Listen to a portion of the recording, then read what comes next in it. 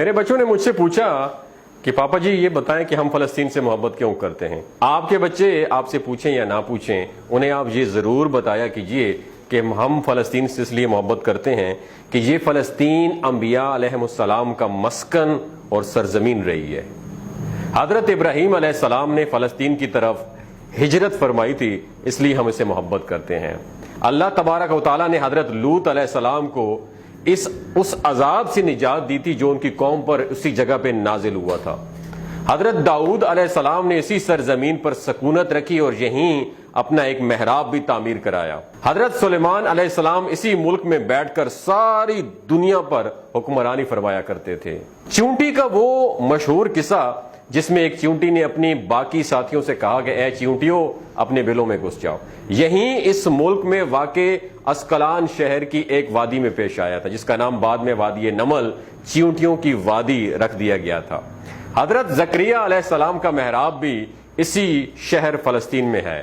حضرت موسیٰ علیہ السلام نے اس ملک کے بارے میں اپنے ساتھیوں سے کہا تھا کہ اس مقدس شہر میں داخل ہو جاؤ۔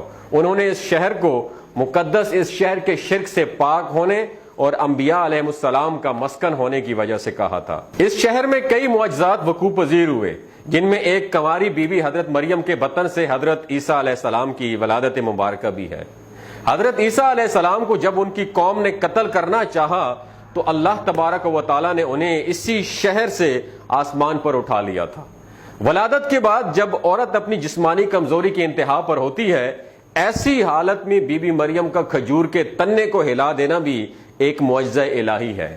قیامت کی علامات میں سے ایک حضرت عیسیٰ علیہ السلام کا زمین پر واپس تشریف لانا اسی شہر کے مقام پہ سفید مینار کے پاس ہوگا۔ اسی شہر کے ہی مقام باب لد پر حضرت عیسیٰ علیہ السلام دجال کو قتل کریں گے۔ فلسطین ہی یاد رکھو دوستو ارض محشر ہے۔ اسی شہر سے ہی یاجوج ماجوج کا زمین میں قتال اور فساد کا کام شروع ہوگا، اور اسی شہر میں وقوع پذیر ہونے والے قصوں میں سے ایک قصہ طالوت اور جالوت کا بھی ہے۔ فلسطین کو نماز کی فرضیت کے بعد مسلمانوں کا قبلہ اول ہونے کا اعزاز بھی حاصل ہے۔ ہجرت کے بعد حضرت جبرائیل علیہ السلام دوران نماز ہی حکم ربی سے آقا صلی اللہ علیہ وآلہ وسلم کو مسجد اقصی جو کہ فلسطین میں موجود ہے وہاں سے بیت اللہ شریف کی طرف رخ کرا گئے تھے۔ جس مسجد میں یہ واقعہ پیش آیا تھا وہ مسجد آج بھی مسجد قبلتین کہلاتی ہے۔ حضور اکرم صلی اللہ علیہ وآلہ وسلم معراج کی رات آسمان پر لے جانے سے پہلے مکہ مکرمہ سے یہاں بیت المقدس یعنی فلسطین لائے گئے۔ سرکار دو عالم صلی اللہ علیہ وآلہ وسلم کی اقتداء میں انبیاء علیہ السلام نے یہاں مل کر نماز ادا فرمائی، اس لیے اس طرح فلسطین ایک بار پھر سارے انبیاء کا مسکن بن گیا۔ سیدنا ابو ذر رضی اللہ تعالیٰ عنہ کہتے ہیں کہ میں نے رسول اللہ صلی اللہ علیہ وآلہ وسلم سے عرض کیا کہ زمین پر سب سے پہلی مسجد کون سی بنائی گئی؟ تو آپ صلی اللہ علیہ وآلہ وسلم نے فرمایا کہ مسجد الاحرام یعنی خانہ کعبہ۔ تو وہ بتاتے ہیں کہ میں نے عرض کیا کہ پھر کون سی مسجد تعمیر ہوئی؟ تو مسجد پھر بنائی گئی۔ تو آپ صلی اللہ علیہ وآلہ وسلم نے فرمایا کہ مسجد الاقصی یعنی بیت المقدس۔ میں نے پھر عرض کیا کہ ان دونوں کے درمیان کتنا فاصلہ ہے؟ تو آپ صلی اللہ علیہ وآلہ وسلم نے فرمایا کہ 40 برس کا۔ تو جہاں بھی نماز کا وقت پا لے تو وہیں نماز ادا کر لے، بس وہی مسجد ہی ہے۔ وصال حبیبنا صلی اللہ علیہ وآلہ وسلم کے بعد حضرت ابو بکر رضی اللہ تعالی عنہ کو ارتداد کے فتنہ اور دیگر کئی مشکلات سے نمٹنے کے لیے عسکری اور افرادی قوت کی اشد ضرورت کے باوجود بھی ارض شام فلسطین کی طرف آپ صلی اللہ علیہ وسلم کا تیار کردہ لشکر بھیجنا بھی ایک ناقابل فراموش حقیقت ہے۔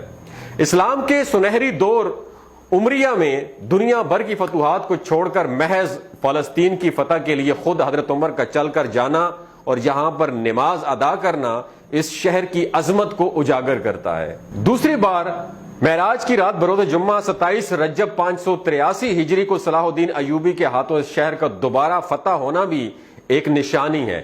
بیت المقدس کا نام قرآن سے پہلے تک ہوا کرتا تھا، قرآن نازل ہوا تو اس کا نام مسجد اقصی رکھا گیا۔ قدس اس شہر کی اس تقدیس کی وجہ سے ہے جو اسے دوسرے شہروں سے ممتاز کرتی ہے۔ اس شہر کے حصول اور اسے رومیوں کے جبر و استبداد سے بچانے کے لیے 5000 سے زیادہ صحابہ کرام رضوان اللہ تعالی اجمعین نے جام شہادت نوش کیا، اور شہادت کا باب آج تک بند نہیں ہوا، سلسلہ ابھی تک چل رہا ہے۔ یہ شہر اسی طرح شہیدوں کا شہر ہے۔ فلسطین کی عظمت کا اندازہ اس بات سے بھی لگایا جا سکتا ہے کہ یہاں پر پڑھی جانے والی ہر نماز کا اجر 500 گنا بڑھ کر دیا جاتا ہے۔